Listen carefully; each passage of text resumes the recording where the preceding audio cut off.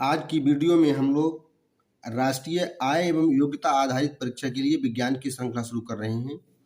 इस विज्ञान की श्रृंखला में आज हम लोग मैक्सिमम क्वेश्चन देखने का प्रयास करेंगे। जितने भी क्वेश्चन यहाँ लिखे हुए हैं वो एक क्वेश्चन मात्र एक क्वेश्चन नहीं है, उसमें जितने भी ऑप्शन हैं वो सारे अपने आप में एक क्वेश्चन हैं। इन सारे ऑप्शन के बारे में हम लोग चर्चा करेंगे। अगर आप राष्ट्रीय आय एवं योग्यता आधारित परीक्षा को पास कर लेते हैं तो आपको हर महीने 1000 रुपये मिलेगा, जब तक आप कक्षा 12 पास नहीं कर लेते, यानी कि हर साल आपको 12,000 रुपये मिलेंगे। तो इस परीक्षा की तैयारी के लिए सबसे पहले हम विज्ञान को उठाते हैं और इसमें क्या होता है 6, 7, 8 कक्षा 6, 7, 8 का विज्ञान आएगा। और भी सब्जेक्ट आएंगे, बारी बारी से हम सारे सब्जेक्टों के बारे में चर्चा करेंगे, सारे सब्जेक्टों की तैयारी भी करेंगे। तो आज हम विज्ञान को स्टार्ट करते हैं। विज्ञान में देखिए हम लोग पहला क्वेश्चन देख रहे हैं। पहला क्वेश्चन है टेलीविजन का आविष्कारक कौन है। टेलीविजन के आविष्कारक कौन है, टेलीविजन का आविष्कार किसने किया। तो इसमें 4 ऑप्शन दिए हैं, वोल्टा, न्यूटन, सीवी रमन और जॉन लोगी वियार्ड। तो इसका सही आंसर है जॉन लोगी वियार्ड। जॉन लोगी वियार्ड ने टेलीविज़न का आविष्कार किया था। लेकिन अब हमारे 4 ऑप्शन और भी हैं। हमने यह कहा था आपसे कि ये एक क्वेश्चन मात्र एक क्वेश्चन नहीं है, इस क्वेश्चन के अंदर 4 क्वेश्चन हैं।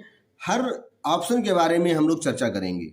तो इस क्वेश्चन का आंसर क्या हो गया, जॉन लोगी वियार्ड। अब बाकी के जो 3 वैज्ञानिक बचे इनके बारे में भी हम चर्चा कर लेते हैं। देखिए क्वेश्चन तो बहुत सारे बन सकते हैं, लेकिन सारे क्वेश्चनों को मेंशन करना संभव नहीं है, लिखना संभव नहीं है। एक क्वेश्चन ये हो गया, ये क्वेश्चन हमने लिखा है, बाकी ये भी 3 क्वेश्चन है। आप चाहे तो अपने आप से इनके क्वेश्चन बना सकते हैं। अब सीवी रमन ये भी वैज्ञानिक हैं। इन्होंने क्या किया था, इन्होंने प्रकाश प्रकीर्णन प्रभाव या रमन प्रभाव की खोज की थी। रमन प्रभाव। अब प्रकाश प्रकीर्णन प्रभाव या रमन प्रभाव क्या होता है, ये जब हम अभी केवल बहुविकल्पीय क्वेश्चनों को देख रहे हैं, उसके बाद एक एक पार्ट को उठाएंगे, उसमें हम रमन प्रभाव और प्रकाश प्रकीर्णन प्रभाव के बारे में डिटेल से चर्चा करेंगे। अभी आप बस इतना जान लीजिए कि सीवी रमन ने क्या किया था, प्रकाश प्रकीर्णन प्रभाव या रमन प्रभाव की खोज की थी। ये न्यूटन ने गुरुत्वाकर्षण सिद्धांत दिया था। क्या दिया था, गुरुत्वाकर्षण सिद्धांत। उसके बाद वोल्टा ने विद्युत धारा के बारे में बताया था। तो एक क्वेश्चन था टेलीविजन के आविष्कारक कौन है, जॉन लोगी वियार्ड। और उसमें हमने आपको जो भी ऑप्शन दिए थे 3, तो 3 ये भी ऑप्शन बता दिए, सीवी रमन, रमन प्रभाव, न्यूटन, गुरुत्वाकर्षण, वोल्टा, विद्युत धारा। आइए देखते हैं। अगला क्वेश्चन है हमारा, वैज्ञानिक विधि का चरण नहीं है। वैज्ञानिक विधि के 8 चरण होते हैं, उन 8 चरणों में से कौन सा वैज्ञानिक विधि का चरण नहीं है। तो वैज्ञानिक विधि का चरण नहीं है सिद्धांत। अब वो 8 चरण कौन से होते हैं, उन चरणों के बारे में हम तब चर्चा करेंगे जब विज्ञान को डिटेल से पढ़ेंगे। अभी हम केवल बहुविकल्पीय प्रश्नों को देख रहे हैं, तो केवल आप इतना जान लीजिए 8 चरण जो होते हैं उन चरणों में से सिद्धांत वैज्ञानिक विधि का चरण नहीं है। अगला क्वेश्चन हमारा है, भारतीय वैज्ञानिक हैं। यहाँ कुछ वैज्ञानिकों की सूची दी गई है। ये 4 वैज्ञानिक दिए गए हैं। इन चारों वैज्ञानिकों में से भारतीय वैज्ञानिक हैं। तो भारतीय वैज्ञानिक कौन है, भारतीय वैज्ञानिक हैं हरगोविंद खुराना। अब हरगोविंद खुराना ने किया क्या था, हरगोविंद खुराना ने आनुवांशिक कोड के बारे में बताया था कि जो माता पिता के जो लक्षण होते हैं वो पिता तक कैसे पहुंचते हैं, आनुवांशिक कोड के माध्यम से पहुंचते हैं। उस आनुवांशिक कोड के बारे में किसने बताया था, हरगोविंद खुराना ने। अगला है गैलीलियो ने क्या किया था, गैलीलियो ने दूरबीन की खोज की थी। दूरबीन मतलब जो दूर की वस्तुओं को देखने में काम आती है, दूरबीन की खोज की थी। अगला है मैडम क्यूरी ने क्या किया था, रेडियम, एक रेडियो एक्टिव पदार्थ होता है, रेडियम और पोलोनियम की खोज की थी। मैडम क्यूरी, रेडियम और पोलोनियम। एडिसन के बारे में आप जानते होंगे, इन्होंने ग्रामोफोन और विद्युत बल्ब की खोज की थी, जिसको हम अपने घरों में लगाते हैं। उस बल्ब की खोज किसने की थी, एडिसन ने खोज की थी। तो देखिए एक क्वेश्चन था, क्वेश्चन नंबर 3, और उस तीसरे क्वेश्चन से हमने कितने क्वेश्चन बनाए हैं, 4 क्वेश्चन बनाए गए हैं। ठीक है, इसीलिए हमने कहा था कि ये एक क्वेश्चन अपने आप में मात्र एक क्वेश्चन नहीं है, हर ऑप्शन के बारे में चर्चा करेंगे तो जितने भी क्वेश्चन होंगे उस क्वेश्चन से आप ज़्यादा मानिएगा, ज़्यादा क्वेश्चन आपको कराए गए हैं। अगला चौथा क्वेश्चन हमारा है, ओजोन परत में छिद्र का कारण क्या है? ओजोन परत में छिद्र का कारण, तो सबसे पहले हम ओजोन जान लें, ओजोन क्या होता है। ओजोन एक गैस होती है जो सूर्य से आने वाली हानिकारक परावैंगनिक किरणों को पृथ्वी तक आने से रोकती है। अगर सूर्य से आने वाली परावैंगनिक किरण में पृथ्वी पर आ जाएंगी तो बहुत सारे रोगों का कारण बनेंगी। उनमें से सबसे ज़्यादा जो रोगों का कारण है त्वचा कैंसर। अगर सूर्य की परावैंगनिक किरणें पृथ्वी तक आती हैं तो जिस भी आदमी के ऊपर पड़ेंगी, जिस भी व्यक्ति के ऊपर पड़ेंगी, जिस भी जीव के ऊपर पड़ेंगी, उसको त्वचा कैंसर होने की संभावना बहुत अधिक बढ़ जाएगी। तो ये ओजोन गैस हमारे लिए बहुत महत्वपूर्ण है। अब इसमें छिद्र का कारण क्या है? ओजोन परत में छिद्र का मतलब ये नहीं है कि उसमें छिद्र हो गया है। ओजोन परत में छिद्र का मतलब है जहां पर ओजोन परत पतली हो जाती है, ओजोन परत का पतला होना ही ओजोन छिद्र कहलाता है। तो इस ओजोन परत में छिद्र का जो सबसे महत्वपूर्ण कारण है वो क्लोरोफ्लोरोकार्बन, ठीक है। इसके कारण क्या होता है, ओजोन परत पतली हो जाती है। उसी ओजोन परत का पतला होने को हम क्या कहते हैं? ओजोन छिद्र कहते हैं। अगला क्वेश्चन हमारा है, वर्गीकरण आवश्यक होता है। वर्गीकरण आवश्यक होता है। वर्गीकरण का मतलब है कि चीज़ों को अलग अलग करके रखना। क्यों आवश्यक होता है? क्यों हम चीज़ों को अलग अलग करके रखते हैं? ये एक सब्जेक्ट की किताबें इधर होंगी, दूसरे सब्जेक्ट की किताबें इधर होंगी, तो ऐसे हम कैटेगरी वाइज हम वस्तुओं को क्यों करते हैं? तो वस्तुओं को व्यवस्थित रखने हेतु। अगर हम क्या करेंगे, वर्गीकृत करके वस्तुओं को रखेंगे तो वो क्या होंगी? व्यवस्थित रहेंगी, उनको ढूंढना आसान हो जाएगा। जैसे एक अलमारी है, एक अलमारी में कई सारी ड्रॉ बनी हैं, इसमें सब जो भी बुक्स हैं वो मैथ की हैं, विज्ञान की हैं और सोशल स्टडीज़ की हैं। तो अगर हम सबको गबड़ के रखेंगे तो अगर हमको किताब विज्ञान की ढूंढनी हो तो सब में ढूंढनी पड़ेगी, तो उसके बाद किताब मिल पाएगी। और अगर हम इनमें क्या करें, इनको वर्गीकृत करके इसमें विज्ञान, इसमें मैथ, इसमें सोशल स्टडीज़ की किताबें रख दें तो हम अंधेरे में भी जाएंगे, हमको पता है कि सोशल विज्ञान की किताब हमने ऊपर वाली ड्रॉ में रखी है, आराम से जाकर उठा लेंगे। तो क्या है, व्यवस्थित रखने के लिए भी क्या है, वर्गीकरण आवश्यक होता है।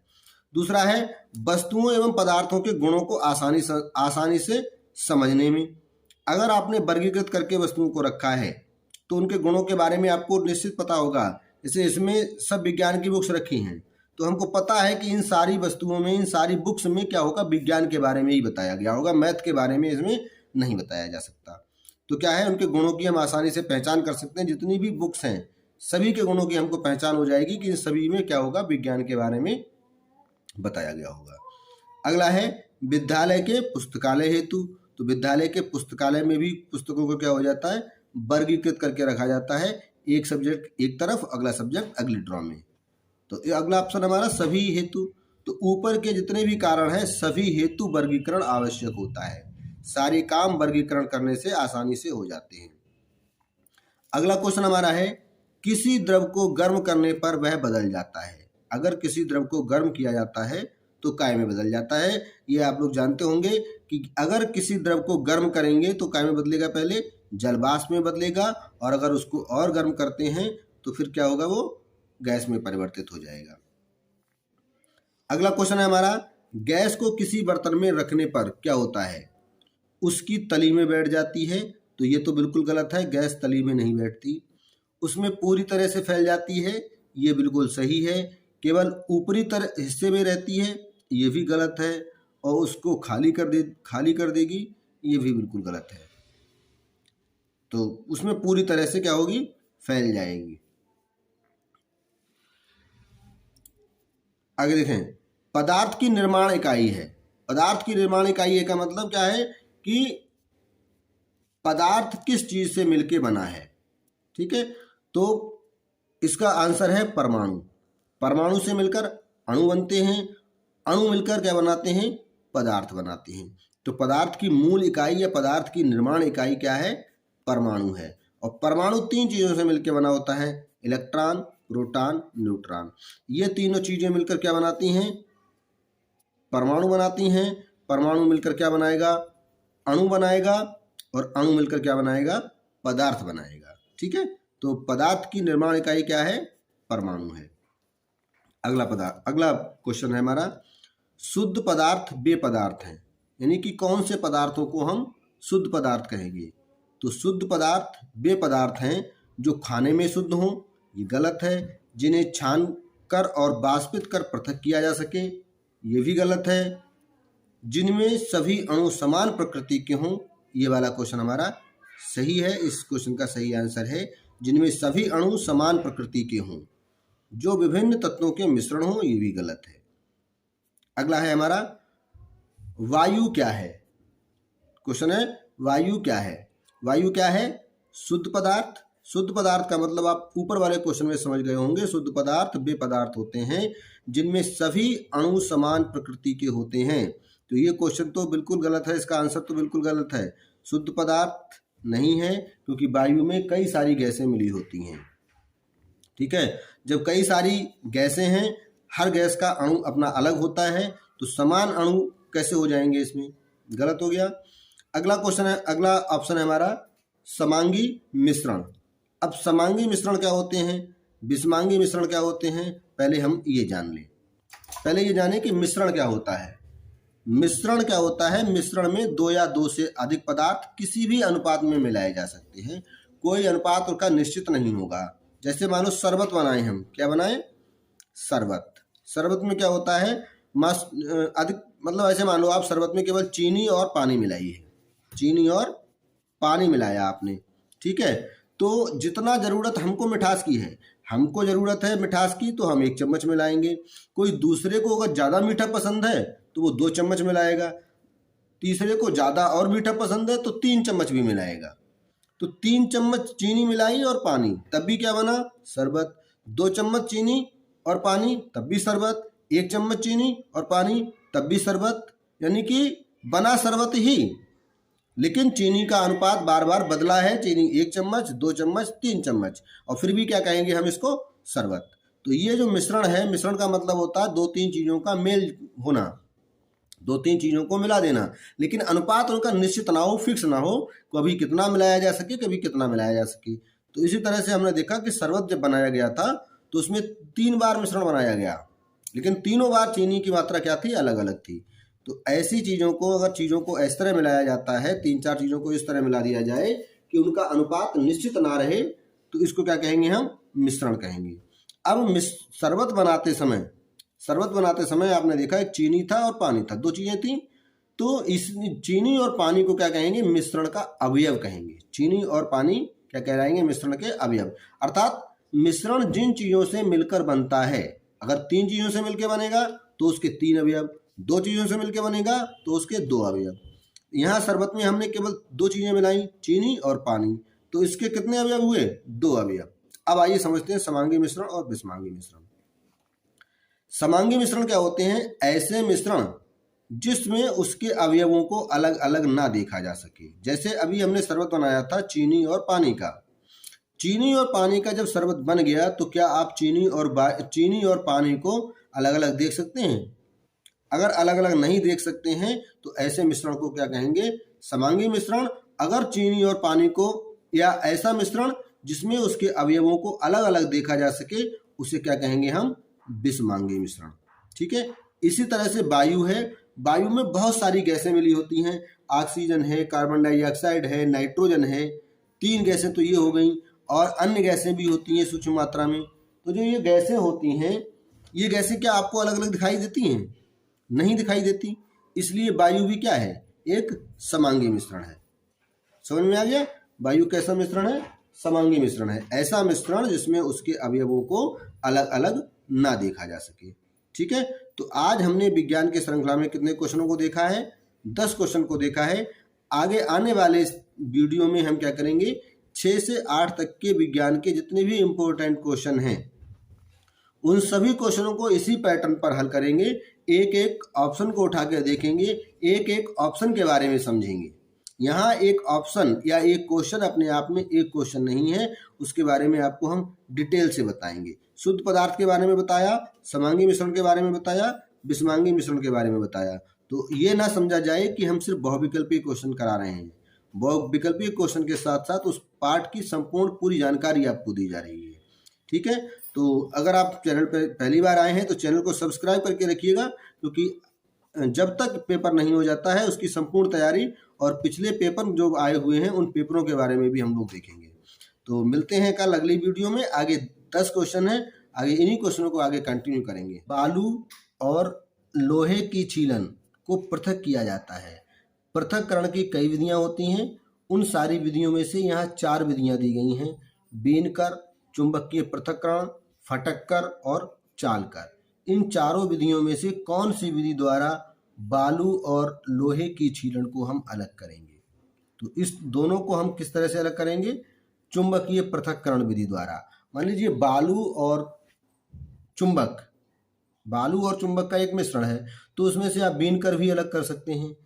फटककर तो अलग हो ही नहीं सकता, चालकर अलग किया जा सकता है। लेकिन इन चारों विधियों में से सबसे उपयुक्त विधि कौन सी है? हम क्या करें, बालू और लोहे की छीलन है, इन छीलन के ऊपर आराम से क्या करें, एक धीरे से एक चुंबक को इस तरह से एक ऊपर से ले जाएं, तो क्या होगा, उसमें जो लोहे की छीलन है वो चुंबक में चिपक कर आ जाएगी, बालू नीचे रह जाएगी।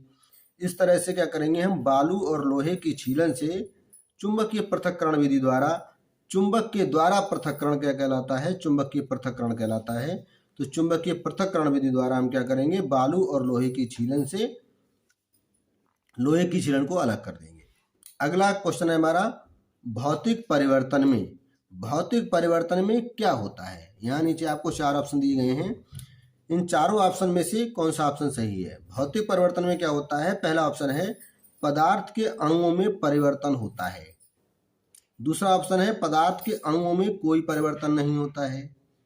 तीसरा ऑप्शन है नया पदार्थ बन जाता है और कोई पदार्थ नहीं बनता है। तो सबसे पहले हमको ये समझना होगा कि भौतिक परिवर्तन क्या है। देखिए, भौतिक परिवर्तन ऐसे परिवर्तन होते हैं जिनमें कोई नया पदार्थ नहीं बनता है। भौतिक परिवर्तन में पदार्थ का रूप बदल सकता है, आकृति बदल सकती है, लेकिन उसके गुणों में कोई अंतर नहीं आता, उसके अणुओं में कोई परिवर्तन नहीं आता। जैसे मान लीजिए बर्फ है, ठीक है, बर्फ को आप गर्म करेंगे तो क्या बन जाएगा, ये पानी बन जाएगा, और पानी को गर्म करेंगे तो क्या बन जाएगा, जल वाष्प बन जाएगा। अब इसको उल्टा कर दीजिए, जल वाष्प को अगर ठंडा करेंगे तो पानी बन जाएगा, पानी को और ठंडा करेंगे तो क्या बन जाएगा, बर्फ बन जाएगा। तो इस तरह के परिवर्तन को हम क्या कहते हैं, भौतिक परिवर्तन कहते हैं। भौतिक परिवर्तन में कोई नया पदार्थ नहीं बनेगा। बर्फ का फार्मूला भी H2O, पानी का फार्मूला भी H2O रहेगा, और जल वाष्प इसका फार्मूला भी H2O रहेगा, कोई नया पदार्थ नहीं बना। भौतिक परिवर्तन की एक पहचान और भी होती है, परिवर्तन का कारण अगर आप हटा लेंगे तो पदार्थ अपनी पूर्व अवस्था को प्राप्त कर लेगा। जैसे यहाँ पानी था, पानी बर्फ था, बर्फ पानी क्यों बन रहा था, क्योंकि हम इसको गर्म कर रहे थे। पानी जलवाष्प क्यों बन रहा था, क्योंकि हम इसको गर्म कर रहे थे। गर्म करने की वजह से ही तो ये परिवर्तन हो रहे थे। अगर हम इसको गर्म करना बंद कर दें, पानी को गर्म करना बंद कर दें, तो जलवाष्प क्या हो जाएगी, ठंडी, और ठंडी होकर क्या बनाएगी, पानी। पानी को हम गर्म करना बंद कर दें तो फिर से पानी ठंडा होकर क्या बनाएगा, बर्फ। तो ऐसे परिवर्तन क्या कहलाते हैं, भौतिक परिवर्तन कहलाते हैं, जिनमें कोई नया पदार्थ नहीं बनेगा, और अगर परिवर्तन का कारण आप हटा लेते हैं तो पदार्थ अपनी पूर्व अवस्था को प्राप्त कर लेगा। इस तरह से पदार्थ के अणुओं में परिवर्तन होता है, ये गलत।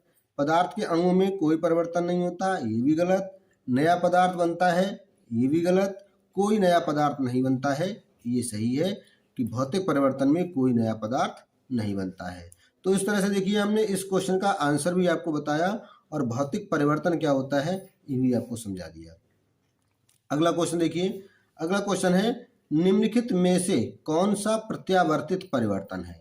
अब पहले प्रत्यावर्तित परिवर्तन को समझिए। प्रत्यावर्तित परिवर्तन का मतलब है कि परिवर्तन का कारण अगर हटा दें। प्रत्यावर्तित का मतलब है कि अगर इधर से इधर जाए तो कंडीशन अगर विपरीत हो जाए तो इधर से इधर भी वापस आ जाए। मतलब परिवर्तन का कारण अगर हट जाए तो पूर्व अवस्था में ही आ जाए।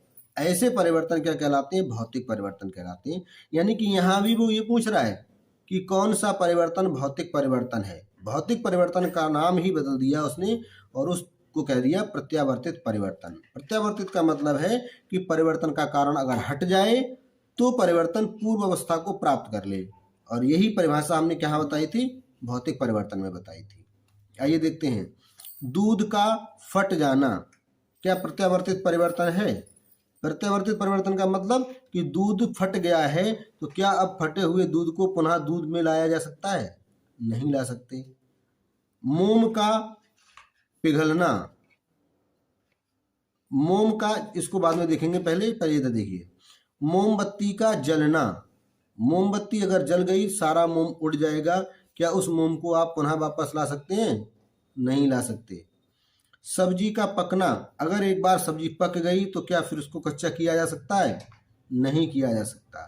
तो ये ऑप्शन हमारा सही है, मोम का पिघलना। अब कैसे सही है इसको देखें। मोम एक बार पिघल गया, मोम कैसा है? ठोस है, और पिघलने के बाद वो क्या बनेगा? द्रव बनेगा, और अगर द्रव को ठंडा कर देंगे तो फिर से क्या बन जाएगा? वो ऐसे परिवर्तन क्या होंगे? ये मोम का पिघलना क्या होगा? भौतिक परिवर्तन होगा, और भौतिक परिवर्तन ही क्या होते हैं? प्रत्यावर्तित परिवर्तन होते हैं। देखिए, मोम पिघलेगा तो द्रव बनेगा, द्रव को ठंडा करेंगे फिर से मोम बन जाएगा, तो ये परिवर्तन क्या कहलाएगा? प्रत्यावर्तित परिवर्तन कहलाएगा। देखिए, मोम का पिघलना और मोमबत्ती का जलना दोनों अलग अलग बातें हैं। मोम अगर पिघलेगा तो द्रव बनेगा, उड़ेगा नहीं, लेकिन मोमबत्ती जलेगी तो मोम उड़ जाएगा, मोम नहीं मिलेगा आपको। यहाँ मोम जब पिघलेगा तो आपको बाद में मोम मिल जाएगा। अगला क्वेश्चन है ज्वालामुखी का फूटना। ज्वालामुखी का फूटना कैसा परिवर्तन है? ज्वालामुखी का फूटना, पहला ऑप्शन है मंद परिवर्तन, अनुकूल परिवर्तन, प्रत्यावर्तित परिवर्तन, अनियमित परिवर्तन। तो सबसे पहले हम ये जानेंगे कि मंद परिवर्तन क्या होता है। मंद परिवर्तन वह परिवर्तन होता है जो बहुत धीरे धीरे होता है। अनुकूल परिवर्तन वह परिवर्तन होता है जो हमारे लिए अनुकूल हो, हमारे लिए अच्छा हो। प्रत्यावर्तित परिवर्तन के बारे में अभी आपने ऊपर देखा है, भौतिक परिवर्तन ही क्या होता है? प्रत्यावर्तित परिवर्तन होता है। तो मंद परिवर्तन जैसे दूध से दही का बनना, काफ़ी समय लगेगा, शाम को रखेंगे आप, सुबह दूध से दही बन पाएगा। अनुकूल परिवर्तन जो हमारे लिए अच्छा हो, दूध से दही का बनना हमारे लिए अच्छा है। मंद परिवर्तन भी है और अनुकूल परिवर्तन भी है। प्रत्यावर्तित परिवर्तन का उदाहरण आप ऊपर ही देख चुके हैं। तो ज्वालामुखी का फूटना, अभी एक परिवर्तन बचा है अनियमित परिवर्तन। अनियमित परिवर्तन क्या होता है? अनियमित परिवर्तन ऐसे परिवर्तन होते हैं जिन परिवर्तनों का होना या न होना नियमित नहीं होता है, वो कभी भी हो सकते हैं। कुछ नियमित परिवर्तन होते हैं, कुछ अनियमित परिवर्तन होते हैं। नियमित परिवर्तन कौन से होते हैं? जिनका नियम से होना निश्चित होता है, अपने एक निश्चित समय के बाद उनका होना निश्चित होता है। जैसे दिन के बाद रात का होना, ये कैसा परिवर्तन है? नियमित परिवर्तन है। सूर्य का निकलना, चंद्रमा का निकलना, वो सब अपने समय पर और नियत समय के बाद पुनः रिपीट होते हैं। तो ऐसे परिवर्तन नियमित परिवर्तन, और अनियमित परिवर्तन का मतलब है जिसका होना और ना होना निश्चित ही ना हो। तो ज्वालामुखी कब फटेगा कब नहीं फटेगा वो कोई नहीं बता सकता। तो ये कैसा परिवर्तन है? अनियमित परिवर्तन है। आइए चलते हैं अगले क्वेश्चन की तरफ। अगला क्वेश्चन है ऊन प्राप्त नहीं होती है। क्वेश्चन को ध्यान से पढ़िए, ऊन प्राप्त नहीं होती है। जल्दबाजी में रहेंगे आप तो आप ऐसे पढ़ेंगे इसको, ऊन प्राप्त नहीं को छोड़ देंगे, ऊन प्राप्त होती है। लेकिन पहले हमको क्वेश्चन को ध्यान से पढ़ना है। ऊन प्राप्त नहीं होती है।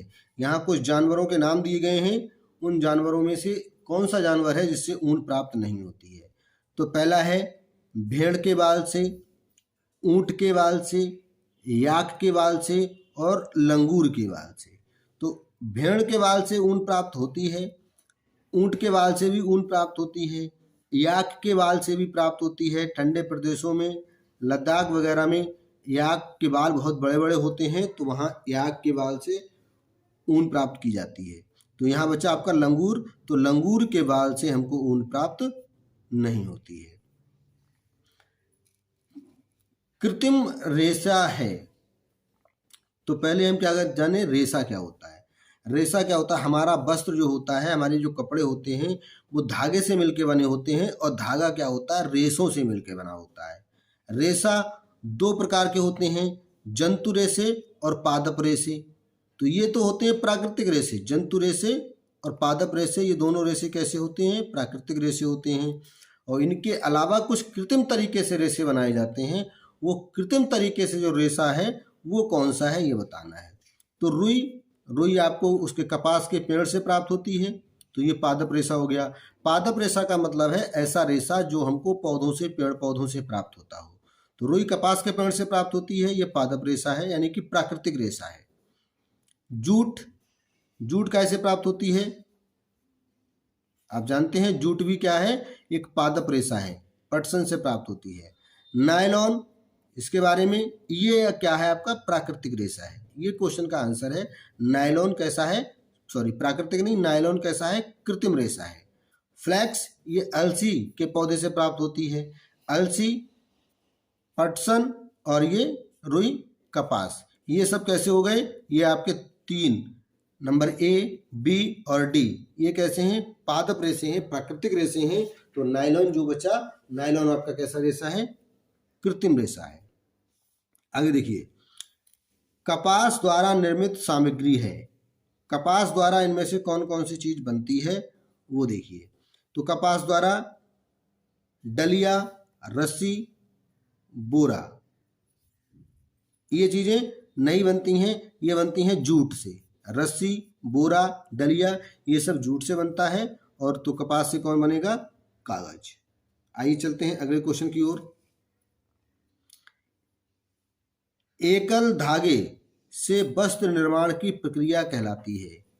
एकल धागे से वस्त्र निर्माण की प्रक्रिया क्या कहलाती है, बंधाई कहलाती है। बंधाई का मतलब, आपने घरों में अपने मम्मी को, चाचा चाची को स्वेटर बुनते देखा होगा। जो सिलाई से स्वेटर बनते हैं, हाथ का बना हुआ जो स्वेटर हम पहनते हैं, वो उसको क्या कहते हैं, बुनाई बोलते हैं गांव में, लेकिन उसको आखिर दरअसल क्या बोलते हैं, बंधाई बोलते हैं। क्योंकि वो उसमें सिंगल धागा होता है, एक धागा होता है, ऊन का एक धागा होगा, उसी से पूरा स्वेटर बनाया जाएगा, इसीलिए उसको क्या कहा जाता है, बंधाई कहा जाता है। अब बुनाई क्या होती है, बुनाई में क्या होता है, इससे सिंगल धागे से जो काम होगा उसको कहेंगे बंधाई। अगर धागा डबल हो जाएगा और दोनों धागों को फंसा फंसा के कोई अगर वस्त्र बनाया जाता है तो उसे क्या कहते हैं, बुनाई। हम उल्टा बोलते हैं, इस बंधाई को ही क्या बोलते हैं, बुनाई बोलते हैं। कताई क्या होती है, कताई जो रेशा प्राप्त होता है, रेशा प्राप्त होता है, रेशा से धागा बनाने की प्रक्रिया क्या कहलाती है, कताई कहलाती है। जैसे रुई है, रुई यानी कि कपास से प्राप्त होती है रुई, उसको अगर खींचते जाएं और ऐंठते जाएं, खींचते जाएं, ऐंठते जाएं, खींचते जाएं और ऐंठते जाएं, तो एक धागे की संरचना बन जाएगी और ये धागा जो होगा रुई की अपेक्षा काफ़ी मजबूत होगा। तो इस प्रक्रिया को यानी कि ऐंठते जाएं, खींचते जाएं, ऐंठते जाएं, खींचते जाएं और एक धागा बना दें हम, तो उसको क्या कहते हैं, हम कताई कहते हैं। रेटिंग क्या होता है, पटुआ यानी कि पटसन, पटसन का जो पेड़ होता है, पटसन के पेड़ से क्या होते हैं, जो उस पेड़ को क्या कहता है, पहले काटा जाता है, काट कर उसकी बंडल बांध के पानी में डाल दिया जाता है। पानी में डालने के बाद उसका जो मुलायम भाग होता है, तना, वो सड़ जाता है और उसमें रेशे आपको स्पष्ट दिखाई देने लगते हैं।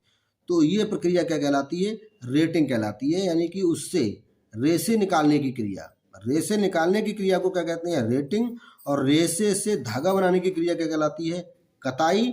और अगर उन दो धागों को मिलाकर अगर कोई चीज़ बनाई जा रही है तो उसको कहेंगे बुनाई, और अगर सिंगल धागा से कोई चीज़ बनाई जा रही है तो क्या कहेंगे, उसको बंधाई। आइए अब देखते हैं अगला क्वेश्चन। अगला क्वेश्चन हमारा है, एक कोशिकीय जीव है।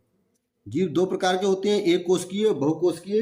तो एक कोशिकीय जीव जिनमें केवल एक ही कोशिका पाई जाती हो, तो एक कोशिकीय जीव आपका है यूग्लिना। ये केचुआ, मनुष्य, छिपकली, ये सब बहुकोशिकीय जीव में आते हैं।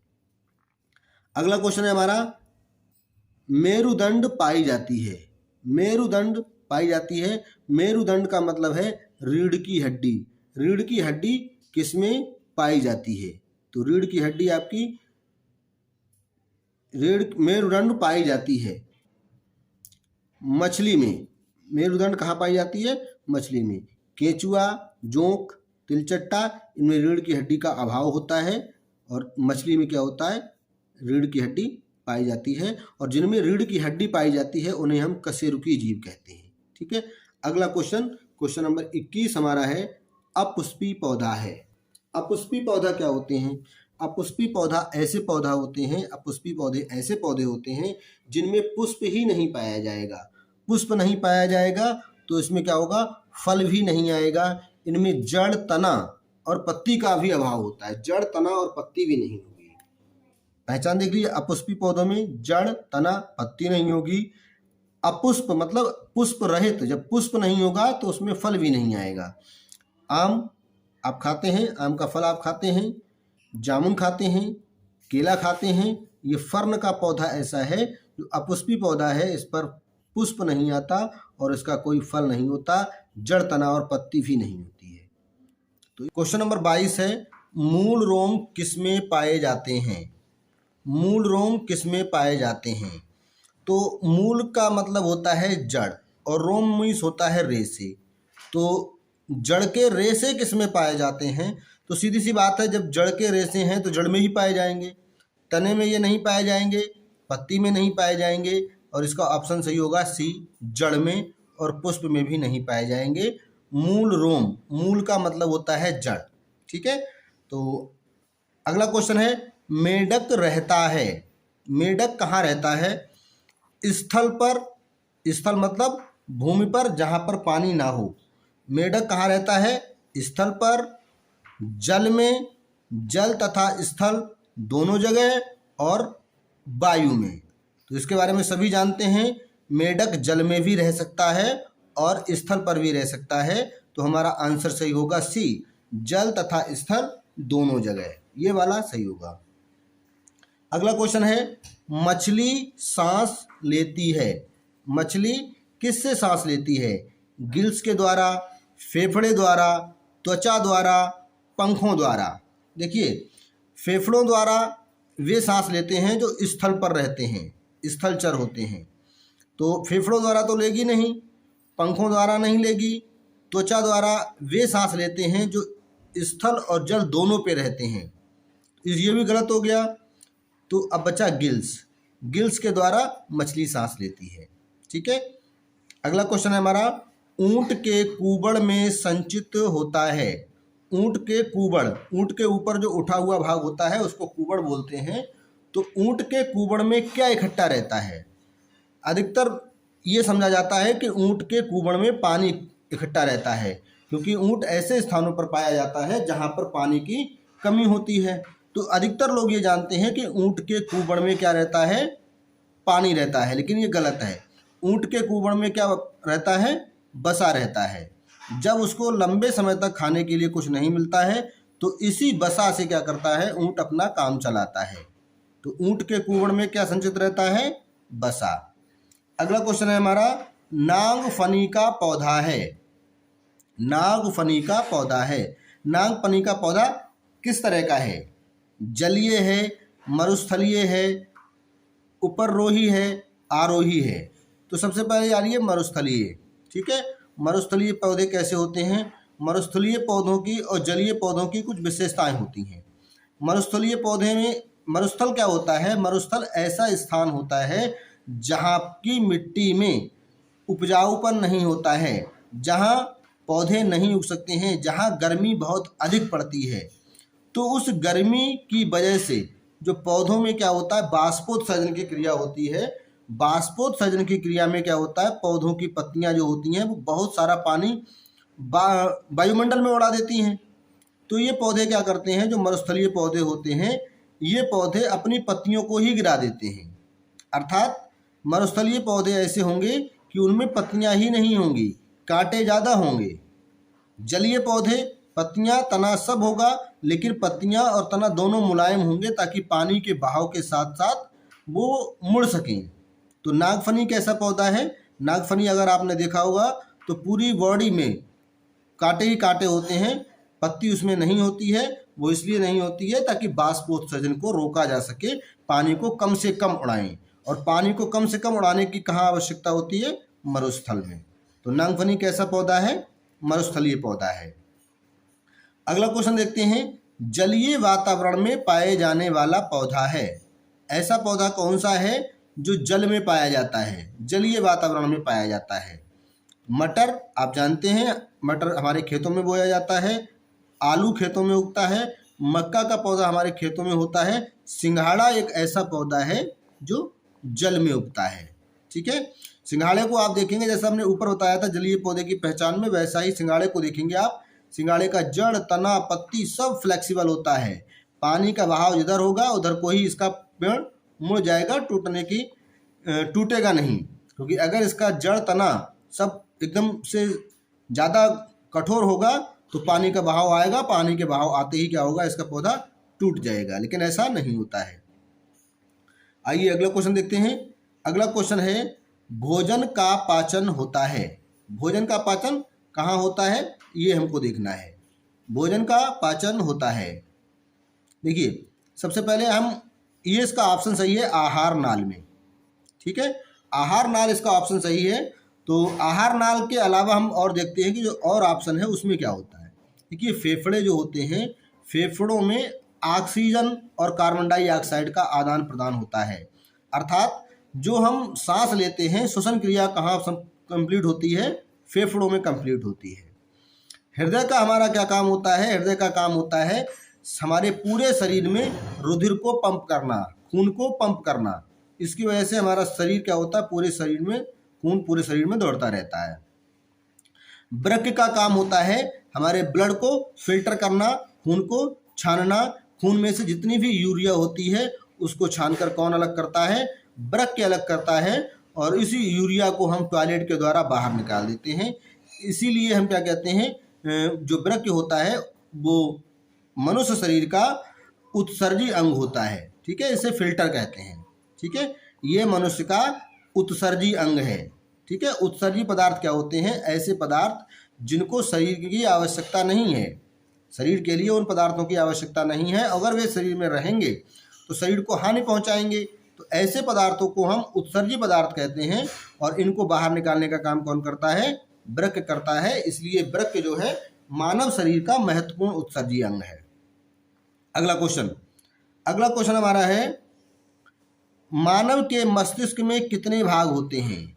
मानव मस्तिष्क में कितने भाग होते हैं, तो मानव मस्तिष्क 3 भागों में बटा होता है, अग्र मस्तिष्क, मध्य मस्तिष्क और पश्चिम मस्तिष्क।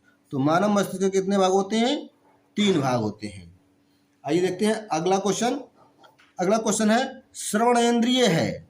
श्रवणेंद्रिय है, श्रवणेंद्रिय का मतलब क्या होता है, श्रवणेंद्रिय का मतलब है कि जो अंग है इनमें से वह कौन सा अंग है जिसका काम सुनने का है। श्रवण का मतलब होता है सुनना, तो नाक सूंघने का काम करती है, आँख देखने का काम करती है, जीभ स्वाद लेने का काम करती है, तो कान हमारा क्या करता है, सुनने का काम करता है। इसलिए इस प्रश्न का उत्तर हमारा सही होगा डी, कान कैसा है, श्रवणेंद्रिय है, ठीक है। अगला क्वेश्चन है, द्विलिंगी जंतु है।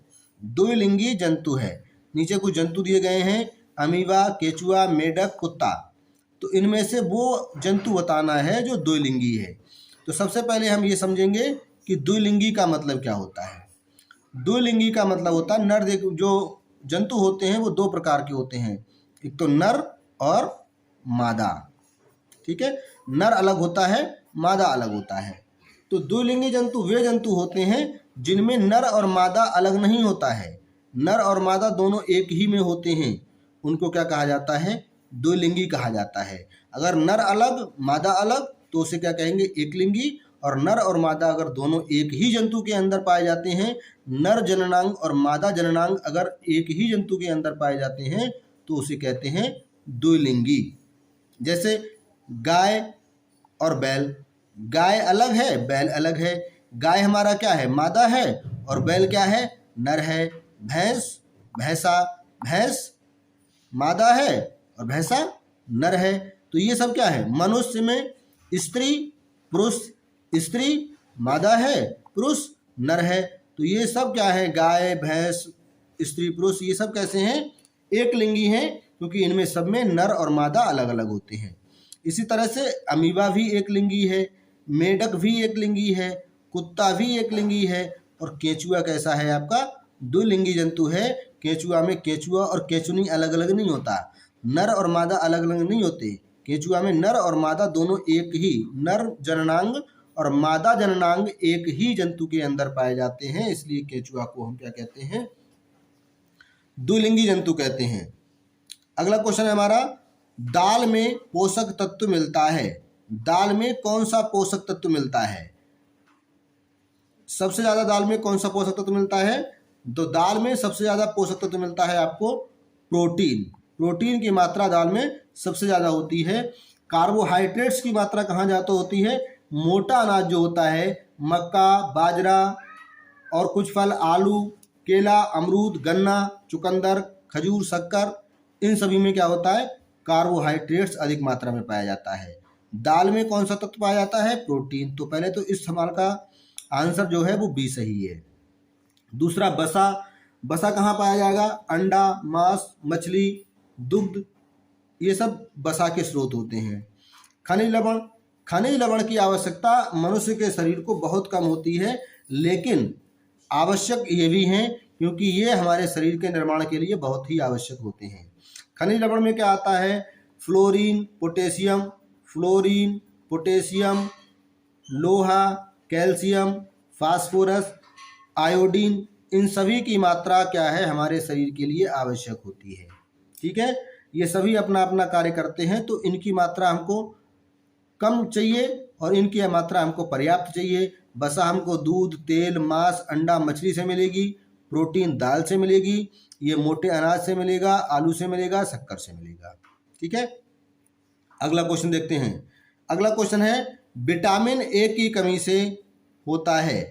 कुछ रोग दिए गए हैं यहाँ, उन रोगों के नाम देखिए हैं, एनीमिया, रतौंधी, गांठ, दांतों में सूजन। तो विटामिन ए की कमी से क्या होता है? रतौंधी रोग होता है। रतौंधी रोग कौन सा होता है? जैसे जैसे अंधेरा होगा, जैसे जैसे शाम होती जाएगी, मनुष्य को दिखना क्या होगा? कम होता जाएगा। इसको क्या कहते हैं? रतौंधी कहते हैं। तो ये किसकी कमी से होता है? विटामिन ए की कमी से होता है। अगला क्वेश्चन है हमारा, व्यक्तिगत स्वच्छता के अंतर्गत आता है।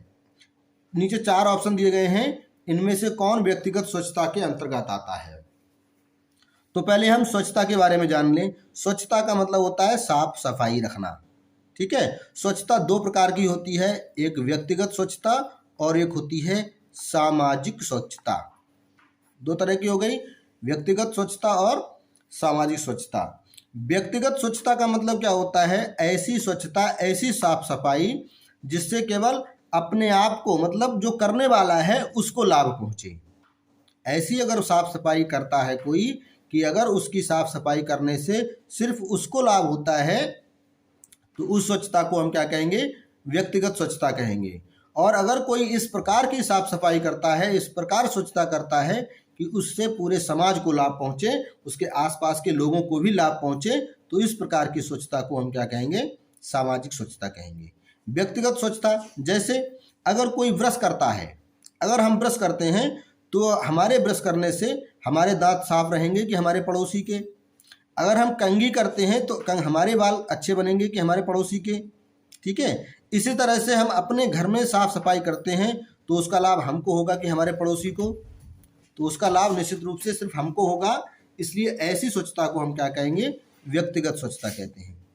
अब आइए दूसरी तरफ, सामाजिक स्वच्छता। अगर हमने अपने गली में साफ सफाई की, बाहर नाली साफ सफाई की, या अपने घर के सामने ग्राउंड की साफ सफाई की, तो वहाँ जाकर बहुत सारे लोग बैठेंगे, बहुत सारे लोगों को उसका लाभ होगा। इसलिए उस स्वच्छता को हम क्या कहेंगे? सामाजिक स्वच्छता कहेंगे। अब आगे देखिए, व्यक्तिगत स्वच्छता और सामाजिक स्वच्छता अगर आप समझ गए हैं तो इस प्रश्न का उत्तर आपको आसानी से मिल जाएगा। व्यक्तिगत स्वच्छता के अंतर्गत आता है कौन सा? प्रतिदिन स्नान करना। प्रतिदिन अगर हम स्नान करेंगे तो हमारे स्नान करने से हमको फायदा होगा कि समाज को फायदा होगा। कूड़े का सही जगह निस्तारण करना, विद्यालय प्रांगण की सफाई करना, वृक्षारोपण करना। अगर आप वृक्ष लगाते हैं तो ऐसा नहीं है कि उस वृक्ष की छांव में आप ही बैठेंगे, दूसरा कोई बैठने आएगा तो पेड़ मना कर देगा। विद्यालय प्रांगण की सफाई करना, आप अकेले नहीं घूमेंगे, सभी लोगों को उसका फायदा होगा। कूड़े का सही जगह निस्तारण करना, अगर कूड़ा आप सही जगह निस्तारित करते हैं तो उससे भी पूरे समाज को फायदा होगा। प्रतिदिन स्नान करना, प्रतिदिन अगर आप स्वयं स्नान करते हैं तो इससे आपको फायदा होगा। इसलिए इस प्रश्न का उत्तर सही है, प्रतिदिन स्नान करना। व्यक्तिगत स्वच्छता का सही आंसर क्या होगा? प्रतिदिन स्नान करना। चलिए देखते हैं अगला प्रश्न। अगला प्रश्न है, विश्व शौचालय दिवस कब मनाया जाता है? तो विश्व शौचालय दिवस मनाया जाता है आपका 19 नवंबर को। कब मनाया जाता है? 19 नवंबर को। अगला प्रश्न है, आँखों की सफाई के लिए प्रयोग करना चाहिए ठंडा पानी, काजल, गर्म पानी, इनमें से कोई नहीं। तो इसका सही आंसर है ठंडा पानी। अगर आपको आँखों की सफाई करनी है तो आपको ठंडा पानी, ताज़ा पानी प्रयोग करना चाहिए। ये नहीं कि फ्रिज का पानी, नल से निकला हुआ, टोटे से निकला हुआ ठंडा पानी मतलब ताज़ा पानी आँखों की सफाई के लिए प्रयोग करना चाहिए। अगला है, सामाजिक स्वच्छता से तात्पर्य है। इस प्रश्न का आंसर अभी क्वेश्चन नंबर 34 में दिया था। सामाजिक स्वच्छता क्या होती है पीछे बताया जा चुका है, तो उससे आप आराम से पहचान सकते हैं। सामाजिक स्वच्छता का मतलब है हम कोई ऐसी स्वच्छता करें, ऐसी साफ सफाई करें जिससे हमारे पूरे समाज को लाभ पहुंचे। तो इसमें पहला क्या है, आँख स्वच्छता मतलब आँख की सफाई करना।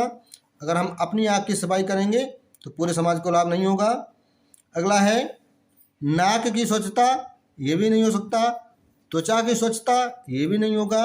आसपास की स्वच्छता, अगर हम अपने आसपास सफाई करते हैं तो पूरे सामाजिक क्षेत्र को लाभ होगा, पूरे समाज को लाभ होगा। तो सामाजिक स्वच्छता से क्या तात्पर्य है, आसपास की स्वच्छता। अगला क्वेश्चन है, लंबाई का मानक मात्रक है। लंबाई का मानक मात्रक है। पहले ये देखें मात्रक क्या होते हैं। मात्रक का मतलब है जिसमें उस चीज़ को नापा जाता है। जैसे अगर आप वजन तौलते हैं तो किलोग्राम में तौलते हैं, समय को सेकंड में तौलते हैं, ठीक है। तो जिसमें उस चीज़ को मापा जाता है उसे क्या कहते हैं, हम मात्रक कहते हैं। अब लंबाई देखिए सेंटीमीटर में भी नापी जाती है, बड़ी लंबाई किलोमीटर में नापी जाती है। अगर किलोमीटर से छोटी है तो मीटर में, और सबसे छोटी है तो मिलीमीटर में। लेकिन लंबाई का मानक मात्रक क्या है, तो लंबाई का मानक मात्रक है किलोमीटर। मानक मात्रक क्या है, किलोमीटर। अब अगला क्वेश्चन है, किसी वस्तु के तल के क्षेत्रफल का मात्रक है। अगला क्वेश्चन है, किसी वस्तु के तल के क्षेत्रफल का मात्रक है। तो तल के क्षेत्रफल का मात्रक देखिए, तल के क्षेत्रफल का मात्रक है वर्ग मीटर। क्षेत्रफल का फार्मूला होता है लंबाई गुणा चौड़ाई। तो एक यहाँ मीटर और एक यहाँ मीटर, दोनों मीटर की अगर हम गुणा करेंगे तो हो जाएगा मीटर स्क्वायर। तो वर्ग मीटर। क्षेत्रफल का मात्रक क्या है, वर्ग मीटर। मीटर में लंबाई नापी जाती है, घन मीटर आयतन नापा जाता है, और किलोमीटर लंबाई को नापने का बड़ा मात्रक है। इसी प्रकार अगला क्वेश्चन है, द्रव्यमान का मानक मात्रक है। द्रव्यमान का मानक मात्रक है, इसका मतलब है कि द्रव्यमान मतलब वजन, मतलब भार को काय में नापा जाता है। तो वजन आप ग्राम में भी नापते हैं, किलोग्राम में भी नापते हैं, ज़्यादा होगा तो कुंटल में नापेंगे और ज़्यादा होगा तो हम टन में नापेंगे। लेकिन वो कह रहा है कि मानक मात्रक क्या है, स्टैंडर्ड मात्रक क्या है। तो मानक मात्रक क्या है, किलोग्राम है। द्रव्यमान का मानक मात्रक क्या है, किलोग्राम। अगला देखिए, द्रवों का आयतन मापते हैं। सबसे पहले देखिए ठोस जो है वो नपेंगे आपके किलोग्राम में, ठीक है। जितने भी द्रव होंगे वो नापे जाएंगे लीटर में, ठीक है। तो द्रवों का आयतन मापते हैं तो किलोग्राम में तो नापेगा नहीं, किलोग्राम में ठोस को नापा जाता है। ग्राम में अगर ठोस कम मात्रा में है तो ग्राम में नापेंगे। वर्ग मीटर में लंबाई नपती है, तो आपका आंसर क्या बचा, लीटर, ठीक है। तो द्रवों का आयतन कहाँ में मापते हैं, लीटर में। अगला क्वेश्चन देखिए, निम्नलिखित में गतिशील वस्तु है। गतिशील मतलब जो चल रही हो, दौड़ रही हो, उसे क्या कहेंगे, गतिशील, ठीक है। तो मेज अपनी जगह रखी रहती है, टीवी अपनी जगह रखी रहती है, अलमारी अपनी जगह रखी रहती है, उड़ता हुआ पंछी यही कैसा है, गतिशील है। गतिशील का मतलब है जो एक स्थान से दूसरे स्थान पर जा सके। अगला क्वेश्चन है हमारा, किसकी गति रेखीय गति नहीं है। क्वेश्चन को ध्यान से पढ़िएगा, किसकी गति रेखीय गति नहीं है। रेखीय का मतलब है एक रेखा में सीधे, ठीक है, ऐसे ऐसे ना हो, एक सीधी रेखा में किसकी गति रेखीय गति नहीं है। तो ये कह रहा है कि किसकी गति ऐसी नहीं है। कौन एक सीधी रेखा में गति नहीं कर रहा है। पंखे का ब्लेड, छत पे लगा हुआ पंखा जो है उसका ब्लेड कैसे कैसे गति करता है, इस तरह से। सीधी सड़क पर दौड़ता धावक, अगर कोई सीधी सड़क पे दौड़ रहा है तो वो तो रेखीय गति हो गई। सीधी सड़क पर चलती कार, वो भी रेखीय गति हो गई। उड़ता वायुयान, वो भी सीधी रेखा में चलेगा। वो कह रहा है कि किसकी गति रेखीय नहीं है, तो कौन सा हो गया? पंखे का ब्लेड। पंखे के ब्लेड की गति रेखीय नहीं है, क्योंकि वो इस तरह से घूमता है, उसकी गति कैसी है? वृत्तीय है। ठीक है, अगला क्वेश्चन, घड़ी के पेंडुलम की गति है। घड़ी के पेंडुलम की गति है, तो सबसे पहले देखिए कि अगर कोई सीधा चलता है तो उसे कहेंगे हम रेखीय गति। ठीक है, और अगर कोई ऐसे गोल गोल घूमता है तो ये कहलाती है वृत्तीय गति। अगर झूला देखें, झूला पहले आगे जाएगा, फिर इधर जाएगा, फिर इधर जाएगा, फिर इधर जाएगा, इसको कहते हैं दोलन गति। और अगर कोई लट्टू की तरह, लट्टू घूमा है अपनी जगह ऐसे घूमता रहता है, अगर कोई ऐसे घूमता है लट्टू की तरह, अगर घूम रहा है अपनी जगह ही घूम रहा है, तो उसको कहेंगे घूर्णन गति। ये गतियां आपको याद रखनी है। रेखीय गति मतलब कोई सीधी रेखा में जाएगा तो रेखीय गति, अगर वो चारों ओर घूमता है तो वृत्तीय गति, अगर झूले की तरह इधर उधर जाता है तो दोलन गति, और घूर्णन गति मतलब अपनी जगह पर ही घूमता रहता हो लट्टू की तरह। अब आइए क्वेश्चन पर, घड़ी के पेंडुलम की गति है, तो घड़ी का पेंडुलम क्या होता है? आपने देखा होगा, घड़ी होगी ये, इसके नीचे एक होगा इस तरह से, और इस तरह से ऐसे ऐसे घूमता रहता है ऐसे, तो इसी को बोलते हैं पेंडुलम। ठीक है, तो ये किस तरह की गति कर रहा है? दोलन गति कर रहा है। तो इसका आंसर क्या होगा? दोलन गति, सरल रेखीय गति, घूर्णन गति, वृत्तीय गति। अभी हमने आपको यहां समझा दिया है। अगला क्वेश्चन देखिए, चाल का एसआई मात्रक, चाल का एसआई मात्रक होता है। चाल का एसआई पद्धति में मात्रक होता है, तो चाल का एसआई पद्धति में मात्रक होता है मीटर प्रति सेकेंड। ठीक है, ये नहीं हो सकता, और बाकी ये दोनों मात्रक हैं, लेकिन एसआई पद्धति में मात्रक पूछ रहा है, तो चाल का एसआई पद्धति में मात्रक होगा मीटर प्रति सेकेंड। हालांकि दोनों ये चाल के मात्रक हैं, लेकिन एसआई पद्धति का मात्रक पूछेगा तो मात्रक होगा मीटर प्रति सेकेंड। अगला क्वेश्चन है, कोयले में होती है ऊर्जा, देखिए ध्वनि ऊर्जा, रासायनिक ऊर्जा, विद्युत ऊर्जा, गतिज ऊर्जा, तो कोयले में किस प्रकार की ऊर्जा होती है ये पूछ रहा है। देखिए, ध्वनि ऊर्जा का मतलब है कि अगर किसी से ध्वनि निकल रही है तो उसमें ध्वनि ऊर्जा है। विद्युत ऊर्जा का मतलब है कि अगर लाइट है तो लाइट को बोलते हैं विद्युत ऊर्जा। गतिज ऊर्जा का मतलब है कि अगर कोई गति कर रहा है तो उसमें कौन सी ऊर्जा है? गतिज ऊर्जा है। तो ना तो वो गति कर रहा है, ना तो ध्वनि कर रहा है, ना तो उससे लाइट है, तो उसके अंदर कौन सी ऊर्जा होगी? रासायनिक ऊर्जा होगी। जो रासायनिक ऊर्जा है, जब कोयले को जलाया जाता है तो रासायनिक ऊर्जा विद्युत ऊर्जा और ऊष्मीय ऊर्जा में बदलकर बाहर आती है। ठीक है, तो आइए देखते हैं अगला प्रश्न। अगला क्वेश्चन है, गतिमान रेलगाड़ी में ऊर्जा है। गतिमान रेलगाड़ी में ऊर्जा है, तो गतिमान रेलगाड़ी है, अभी हमने आपको बताया था कि अगर कोई गति कर रहा है तो उसमें कौन सी ऊर्जा होगी? गतिज ऊर्जा होगी। तो इसका आंसर सही हो जाएगा सी। कौन सी ऊर्जा होगी? गति ऊर्जा होगी, क्योंकि खुद ही बता रहा है ये रेलगाड़ी कैसी है? गतिमान है। अब ऊर्जा का अनवीकरणीय स्रोत है, तो ऊर्जा का स्रोत समझो पहले। ऊर्जा का स्रोत का मतलब है ऐसी चीजें जिनसे हमको ऊर्जा मिलती हो, उन्हें कहते हैं ऊर्जा के स्रोत। अब ऊर्जा के स्रोत दो प्रकार के होते हैं, एक तो ये अनवीकरणीय और दूसरा होता है नवीकरणीय। अनवीकरणीय ऊर्जा के स्रोत ऐसे स्रोत होते हैं जिनको एक बार आपने प्रयोग कर लिया तो उनको अब आप दोबारा प्रयोग नहीं कर सकते। नवीकरणीय ऊर्जा के स्रोत ऐसे स्रोत होते हैं जिनको आप बार बार प्रयोग कर सकते हैं। अब आइए देखते हैं यहाँ, वायु, अगर वायु से आपने एक बार ऊर्जा प्राप्त कर ली तो दोबारा वायु फिर मिल जाएगी, वायु कहीं भागी थोड़ी जा रही है। पत्थर का कोयला, कोयला बहुत मुश्किल से बनता है, बहुत पहले बना हुआ कोयला है, आज अब कोयला नहीं बन रहा है, तो जो कोयले का पहले का भंडार है हम उसी कोयले को आज प्रयोग कर रहे हैं, और अगर उस कोयले को हम एक बार जला देते हैं तो वो कोयला हमको दोबारा प्राप्त नहीं होगा।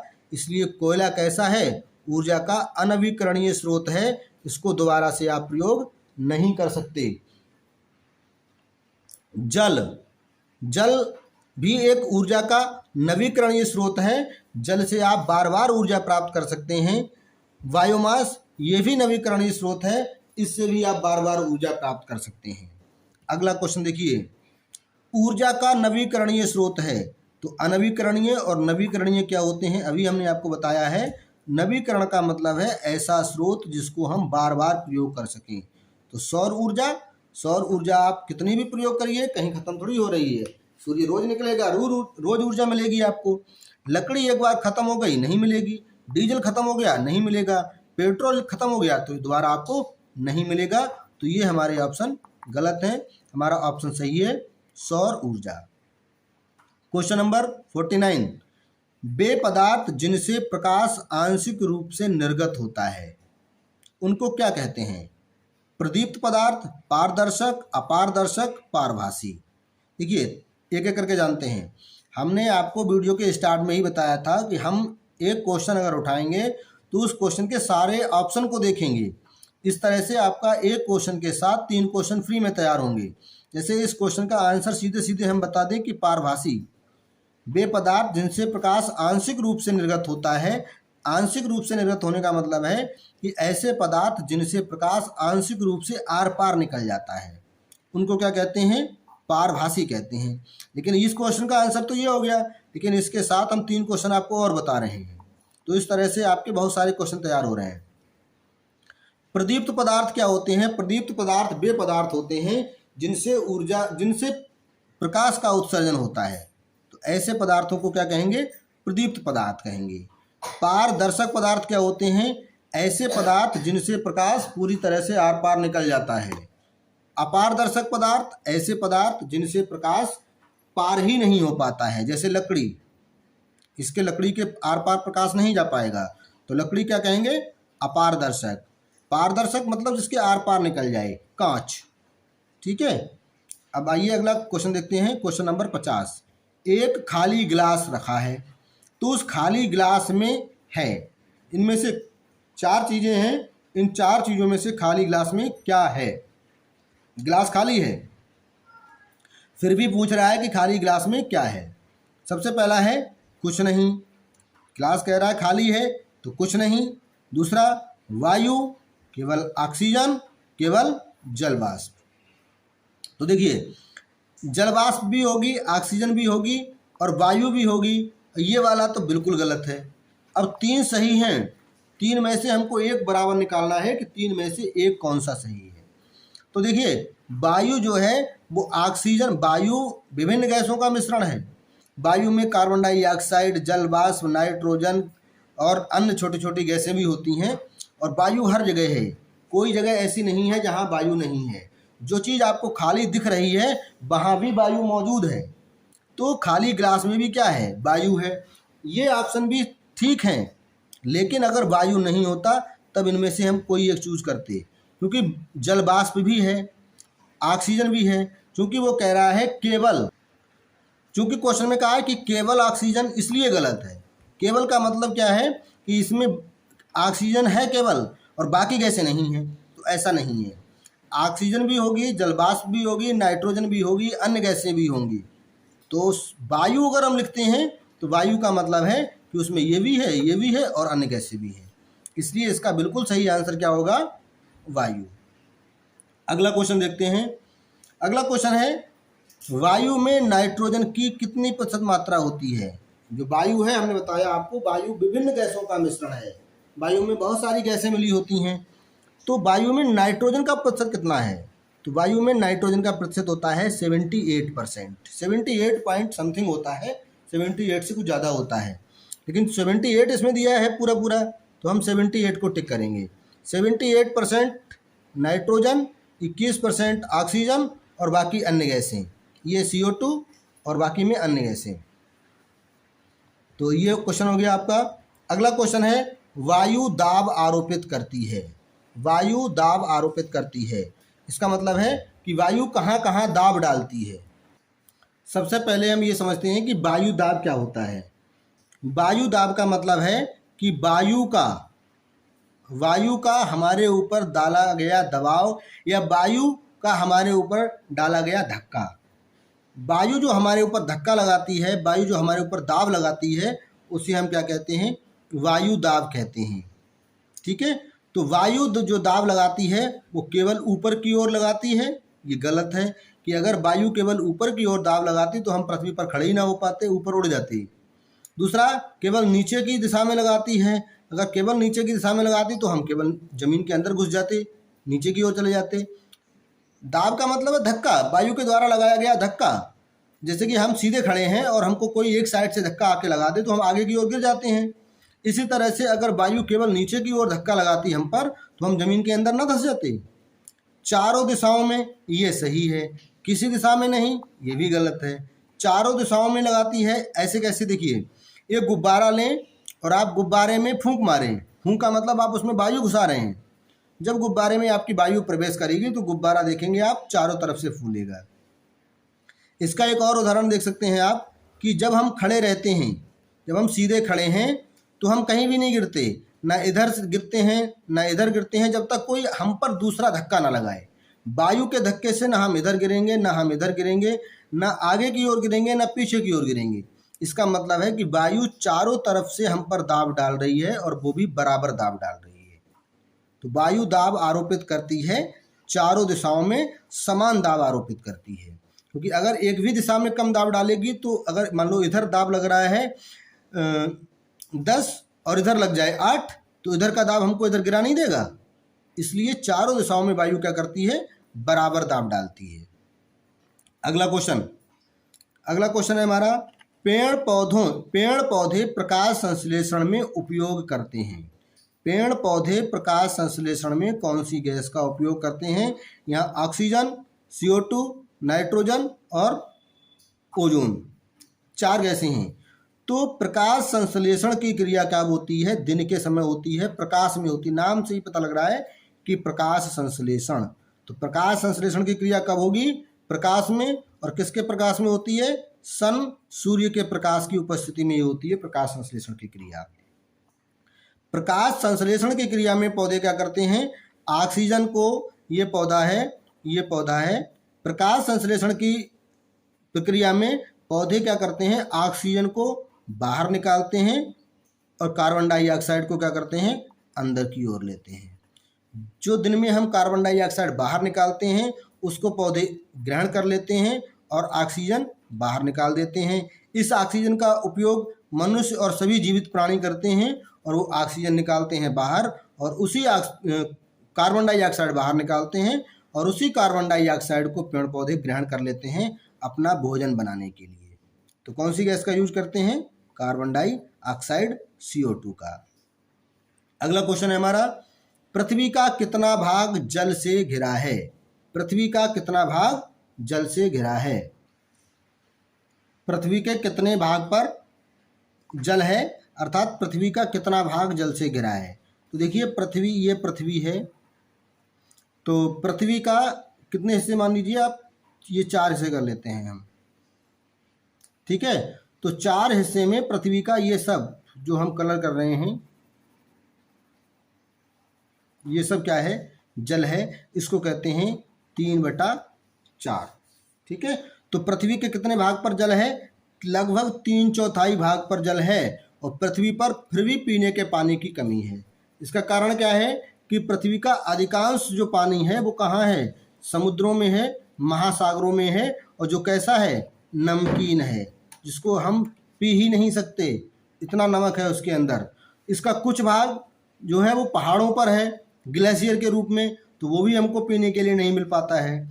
जो शेष बचा भाग है वो पृथ्वी के अंदर है, पृथ्वी में चला जाता है, वो पानी हम पीते हैं। इसीलिए पृथ्वी पर पानी के पीने की कमी है। सबसे ज़्यादा पानी पृथ्वी पर होने के बाद भी पृथ्वी पर पानी की कमी है। ठीक है, तो पृथ्वी के कितने भाग पर जल है? लगभग 3/4 भाग पर जल है। अगला क्वेश्चन है हमारा कि प्राकृतिक जल का शुद्धतम रूप क्या है? प्राकृतिक जल का शुद्धतम रूप क्या है? तो प्राकृतिक जल का शुद्धतम रूप है वर्षा का जल। अब वर्षा का जल मतलब जल आता कैसे है? ये पानी भरा हुआ है नदियों में, समुद्रों में, तालाबों में ये सब पानी भरा हुआ है। ये पानी क्या करता है, बाष्पित होता है, बाष्पित होकर कहाँ चला जाता है, ऊपर जाता है, बाष्प बनकर ऊपर जाता है।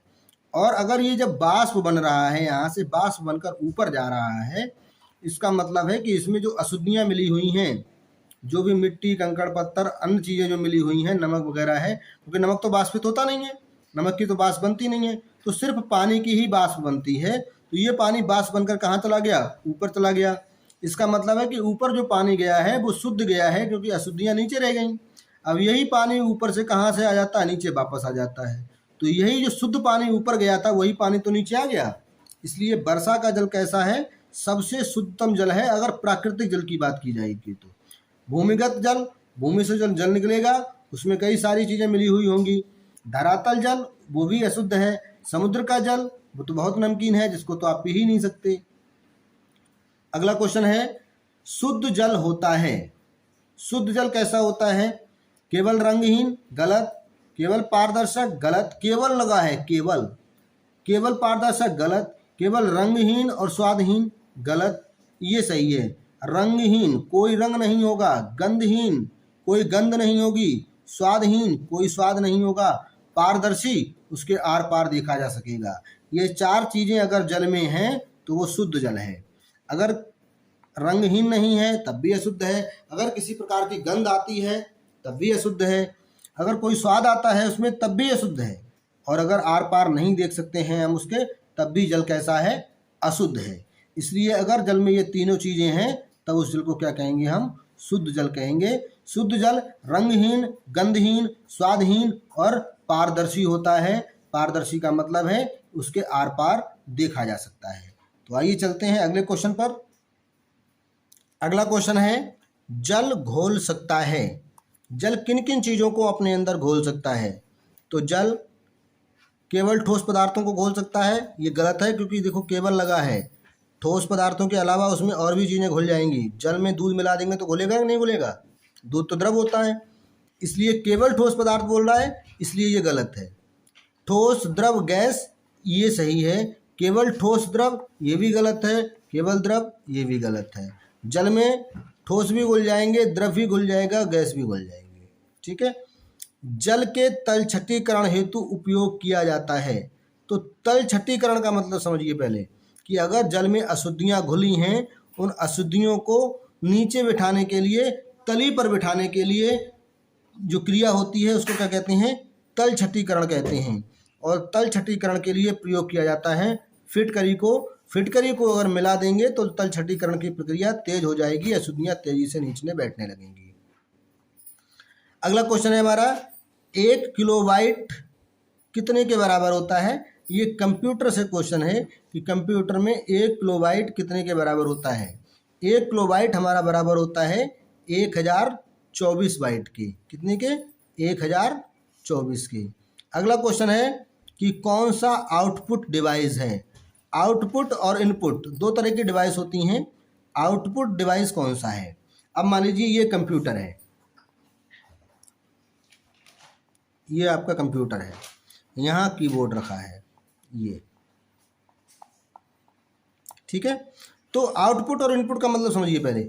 इनपुट का मतलब है उसके अंदर भेजना, उसके अंदर कुछ हम भेजेंगे, उसका जवाब जो हमको दिखेगा उसको कहेंगे, जो बाहर आएगा कंप्यूटर से उसको कहेंगे आउटपुट, और जो कंप्यूटर के अंदर हम भेजेंगे उसको कहेंगे इनपुट। जैसे हमने कंप्यूटर के अंदर जोड़ने के लिए 2+4 दबाया, तो जो हमने दिया उसको 2+4 हमने दबाया, 2+4 ये हमने यहाँ दबाया 2 और 4, तो हमने उसको इनपुट कितना दिया? 2 और 4, और उसने हमको यहाँ कितना दिखाया? 6।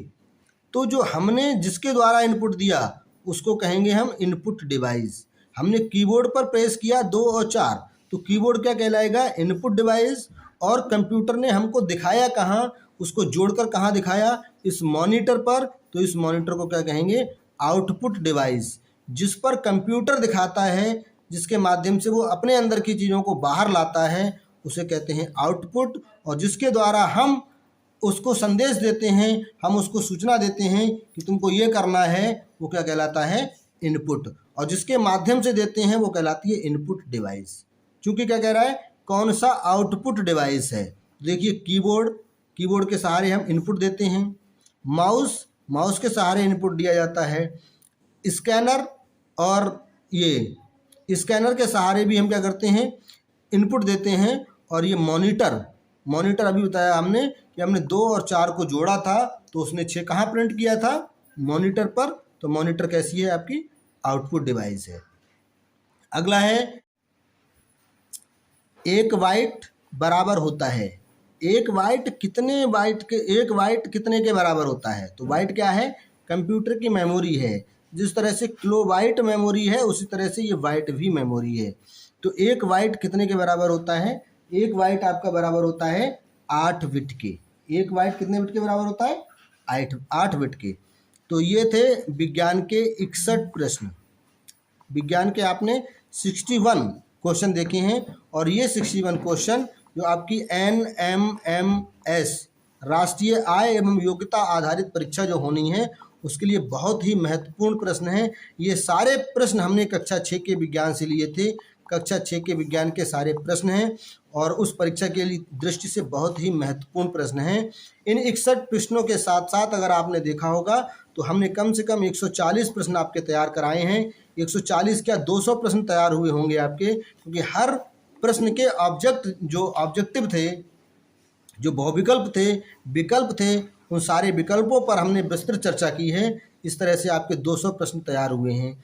इसी तरह से हम क्या करेंगे, कक्षा 6 का विज्ञान कंप्लीट हो गया, कक्षा 7 कक्षा 8 का विज्ञान कंप्लीट करेंगे और फिर विज्ञान कंप्लीट होने के बाद दूसरे सब्जेक्ट जो जरूरी हैं उन सब्जेक्टों को भी हम देखेंगे।